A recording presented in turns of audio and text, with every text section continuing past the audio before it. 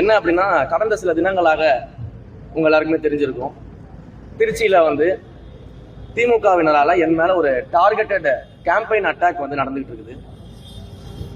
எங்களுடைய வெற்றியை ஏற்றுக்கொள்ள முடியாதவர்கள், திருச்சியை தங்கள் கோட்டைன்னு நினைச்சிட்டு இருந்தவங்க இன்றைக்கு அந்த கோட்டை தளபதியின் கோட்டையாக மாறிடுச்சு அப்படின்றத ஏற்றுக்கொள்ள முடியாம, ஸ்ரீரங்கத்தில் எம்எல்ஏவை காணவில்லை, திருச்சியின் அமைச்சர் ரமேஷை காணவில்லை அப்படின்னு சொல்லிட்டு ஒரு டார்கெட்டட் அட்டாக், பொதுமக்களே இதை சொல்வது போலவும், பொதுமக்கள் இப்படி ஒரு கம்ப்ளைண்டை முன்வைக்கிறது போலவும் ஒரு டார்கெட்டட் கேம்பெயினை பாத்தீங்கன்னா ரன் பண்ணிட்டு இருக்கிறாங்க. அது முற்றிலும் பொய்யான ஒரு கேம்பெயின். இது பொதுமக்கள் எல்லாருக்கும் நல்லாவே தெரியும்.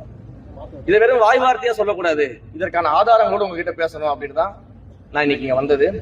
இது பாத்தீங்கன்னா கடந்த ஒரு மாத காலமாக என்னுடைய ஸ்ரீரங்கம் சட்டமன்ற தொகுதியில மக்கள் முன்வைத்த கோரிக்கைகளுக்கு உடனடியாக என்னுடைய எம்எல்ஏ அலுவலகத்தில் இருக்கக்கூடிய அதிகாரிகளை வைத்து, என்னுடைய அலுவலக அதிகாரிகளை வைத்து, என்னுடைய பயணிக்கக்கூடிய கழகத்தின் தோழர்கள் நிர்வாகிகளை வைத்து சம்பந்தப்பட்ட மக்களின் குறைகளை உடனடியாக தீர்த்ததற்கான இது ஆதாரம்.